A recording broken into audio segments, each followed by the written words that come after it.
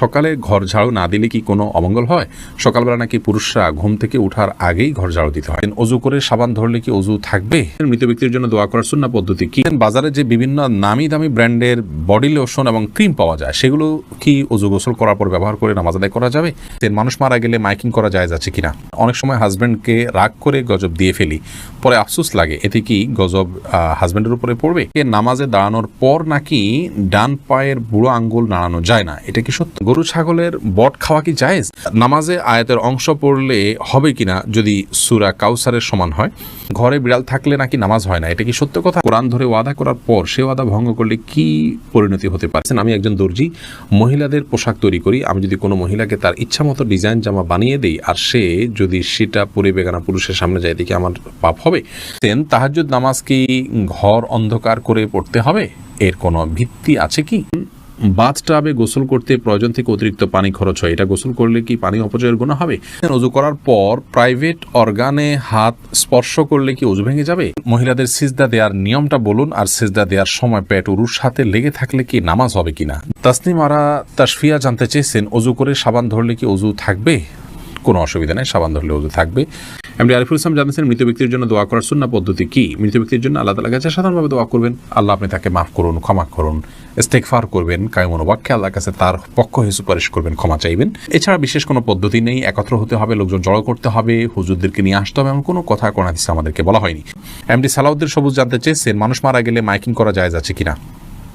মানুষ মারা গেলে মাইকিং করা বা আজানের মতো করে ডাকাডাকি করা, এটাকে অনেক ওলামায়ে কেরাম নিষেধ করেন। তবে জানাজা হবে বা মারা গেছে সংবাদ দেয়াতে কোনো অসুবিধা নেই, যে আজকাল অনেক সহজ মাধ্যমে সংবাদ দেয়া যেতে পারে। এরপরে প্রশ্ন করেছেন রিমি খান, আপনি জানতে চেয়েছেন, বাজারে যে বিভিন্ন নামি দামি ব্র্যান্ডের বডি লোশন এবং ক্রিম পাওয়া যায়, সেগুলো কি ওযু গোসল করার পর ব্যবহার করে নামাজ আদায় করা যাবে?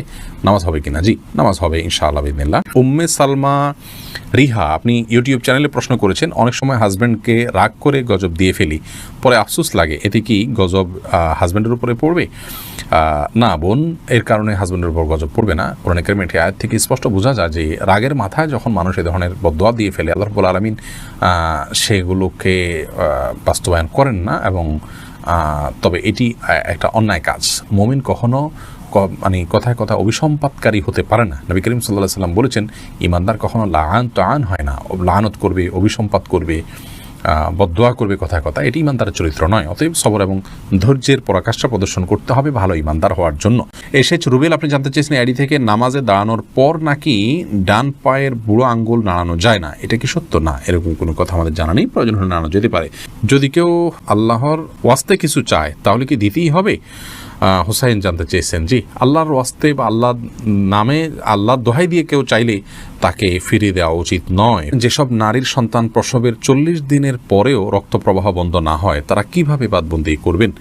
40 দিন পার হওয়ার পরেও যদি রক্ত প্রবাহ বন্ধ না হয়, নেফাস বন্ধ না হয়, তাহলে সেক্ষেত্রে তারা সম্পূর্ণ স্বাভাবিকভাবে সকলে বাদবন্দিকে সম্পাদন করতে পারবেন।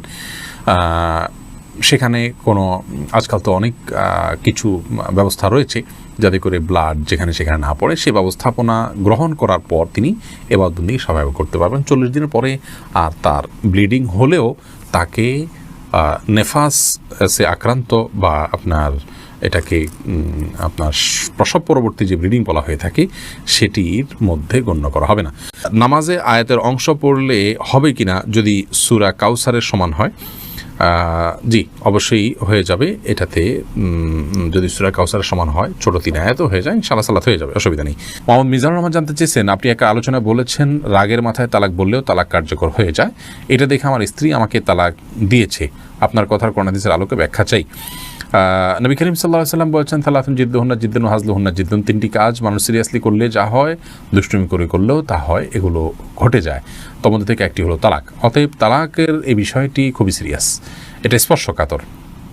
বিধায় রাগের মাথা তালাক দিলেও তালাক হবে। কিন্তু রাগ যদি কারণ এরকম হয় যে রাগের কারণে কি বলেছেন তিনি নিজেও জানেন না, এত বেশি রাগ হয়ে গেছে, তাহলে সেক্ষেত্রে সেটি তালাক পতিত হবে না। তবে আপনার স্ত্রী আপনাকে তালাক দিয়েছেন, স্ত্রী যদি বলেন এইভাবে যে আমি তোমাকে তালাক দিলাম, এভাবে বললে তালাক হবে না। এবং স্ত্রীর অর্পিত তালাকের যে পাওয়ার আছে, সেটা তিনি কখন খাটাতে পারেন, কিভাবে সেটার প্রয়োগ করতে পারেন, এগুলো আলোচনা সাপেক্ষ বিষয়। এই জন্য এই নির্দিষ্ট বিষয়ে কোনো দক্ষ আলিমের সাথে আপনি দেখা করে, কোনো দারুল ইফতাতে গিয়ে আপনি আপনার বিষয়টি ফতোয়া নেবেন ইনশাআল্লাহ। রিসান ভুঁইয়া আপনি জানতেছেন গরু ছাগলের বট খাওয়া কি জায়েজ? জি, এটা সম্পূর্ণ জায়েজ, তবে এটা যার যার রুচির ব্যাপার। কারোর যদি ভালো লাগে তিনি খাবেন, কারোর ভালো না লাগলে তিনি খাবেন না, একান্তই তার ব্যাপার। তানজিনা বেগম জানতেছেন কোরআন ধরে ওয়াদা করার পর সে ওয়াদা ভঙ্গ করলে কি পরিণতি হতে পারে? কোরআন ধরে ওয়াদা করা এটা ওয়াদা করার পদ্ধতি নয়, ওয়াদা এমনিই হবে। আল্লাহর নামে শপথ করতে চাইলে মুখে বলবেন আল্লাহর নামে আমি শপথ করছি, এটা হলো শপথের সঠিক পদ্ধতি। আবু সিদ্দিক হানিফ জানতে চেয়েছেন ঘরে বিড়াল থাকলে নাকি নামাজ হয় না, এটা কি সত্য কথা? না, এটার কোনো ভিত্তি নেই। ঘরে বিড়াল থাকলে নামাজ হবে না, কেন নামাজ হবে। আব্দুর রহমান জানতে চেয়েছেন আমি একজন দর্জি, মহিলাদের পোশাক তৈরি করি, আমি যদি কোনো মহিলাকে তার ইচ্ছা মতো ডিজাইন জামা বানিয়ে দিই আর সে যদি সেটা পরে বেগানা পুরুষের সামনে যায়, দেখি আমার পাপ হবে? যদি এমন হয় যে পোশাকটা বানানোই হচ্ছে পাপের কাজের জন্য আপনি জানেন, তাহলে সেক্ষেত্রে তাকে সহায়তা হবে তার সেটা তৈরি করে দিলে। সেজন্য এটি তৈরি করার ক্ষেত্রে আপনি ডিনাই করা উচিত, এতটুকু এখতিয়ার অধিকার আপনার থাকা উচিত, এবং ইমানি গায়রত যেটাকে বলে ইমানি আত্মসম্মান বোধ সেটা আপনার থাকা উচিত। আর যদি এই লেভেলের সমস্যা না হয়, বরং এটা তিনি বাসায় পড়তে পারেন, তার স্বামীর সামনে পড়তে পারেন, বাহিরে পড়তে পারেন, কি করবেন আপনি জানেন না, তাহলে আপনি খুঁচিয়ে তাকে জিজ্ঞেস করার কোনো প্রয়োজন নেই, এবং এর কারণে আপনার গুনাহ হবে না। তিনি যদি এটাকে অন্যায় কাজে ব্যবহার করেন ইনশাআল্লাহ আপনার গুনাহ হবে না। সামিয়া ফেরদৌস জানতে চেয়েছেন তাহাজ্জুদ নামাজ কি ঘর অন্ধকার করে পড়তে হবে, এর কোনো ভিত্তি আছে কি? তাহাজ্জুদের নামাজ এটা আমরা ঘর অন্ধকার করে লাইট বন্ধ করে পড়তে হবে, এর কোনো ভিত্তি নেই, বরং সেটা আপনার যেভাবে সেভাবে আদায় করতে পারেন। আপনার মনোযোগের জন্য আপনি যদি আলো আধার করে নিতে পারেন, ডিম আলো করে নিতে চান, তো সেটি করতে পারেন, কোনো অসুবিধা নেই। তবে অন্ধকারেই পড়তে হবে এমন কোনো বাধ্যবাধকতা বা নিয়ম নেই। তৌফিকুল ইসলাম জানতে চেয়েছেন বাথটাবে গোসল করতে প্রয়োজন থেকে অতিরিক্ত পানি খরচ হয়, এটা গোসল করলে কি পানি অপচয়ের গুনাহ হবে? অপচয়ের বিষয়টি আসলে ভ্যারি করে ব্যক্তির বা কোনো সমাজের লাইফস্টাইলের উপরে। আমরা আজকাল গোসলে যে পানিটা ব্যবহার করি, এমনিতে আপনার টেপে যে গোসল করি অথবা শাওয়ারে যে গোসল করি, সেটাও কিন্তু নবী রাসূলুল্লাহ সাল্লাল্লাহু আলাইহি ওয়াসাল্লাম বা সাহাবায়ে কেরাম যে গোসলের পানি ব্যবহার করতেন তার তুলনায় বহুগুণ বেশি। সেদিক থেকে তাকালে এটাকে অপচয় বলতে হয়। মূলত যেহেতু আমাদের এখন লাইফস্টাইলটা এই রকম যে আমরা আপনার এইভাবে গোসল করি বা এই সিস্টেম আমাদের সমাজে রয়েছে, তো এর মধ্যে থেকে যতটুকু সম্ভব আমাদেরকে অপব্যয় বা অপচয় করা থেকে বেঁচে থাকার চেষ্টা করতে হবে। ধরুন আপনি বাথটাবে গোসলের জন্য যতটুকু পানি লাগে ততটুকু পানি ব্যবহার করলেন, এরপরেও প্রয়োজনে অপ্রয়োজনে আপনি টিপ ছেড়ে দিয়ে রাখলেন, সেটা অপচয় হবে। কিন্তু যতটুকু আপনার প্রয়োজন হবে ততটুকু ব্যবহার করলে ইনশাআল্লাহ বিদিল্লাহ অপচয়ের গুনাহ হবে না। আর দীপু জানতে চেয়েছেন অজু করার পর প্রাইভেট অর্গানে হাত স্পর্শ করলে কি অজু ভেঙে যাবে? ইমাম আবু হানিফা রাহিমাহুল্লাহর মত অনুযায়ী অজু ভাঙবে না, এবং এর সপক্ষে অনেকগুলো দলিল এবং যুক্তি আছে, বিভিন্ন স্পষ্ট হাদিস রয়েছে। যদি অনেক ইমামদের মতে যদি কোনো আড়াল ছাড়া স্পর্শ মানে সরাসরি স্পর্শ করেন তাহলে সেক্ষেত্রে অজু ভঙ্গ হবে।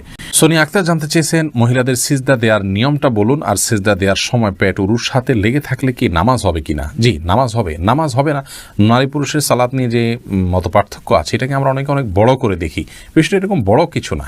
আপনার এখানে যারাই ইখতিলাফ করে থাকেন জাস্ট এখানে পদ্ধতির উত্তম অনুত্তমের বিষয়টা, নামাজ হওয়া না হওয়ার কোনো ইখতিলাফ এখানে নেই। লাবণ্য আপনি জানতে চেয়েছেন সকালে ঘর ঝাড়ু না দিলে কি কোনো অমঙ্গল হয়? সকালবেলা নাকি পুরুষরা ঘুম থেকে ওঠার আগেই ঘর ঝাড়ু দিতে হয়। না বোন, এটা বানোয়াট কথা। হয়তো পুরুষ শাসিত সমাজে নারীদেরকে আপনার কোণঠাসা করে রাখার জন্য বা তাদেরকে কাজে লাগানোর জন্য কেউ তৈরি করেছে, এগুলোর সাথে ইসলামের কোনো সম্পর্ক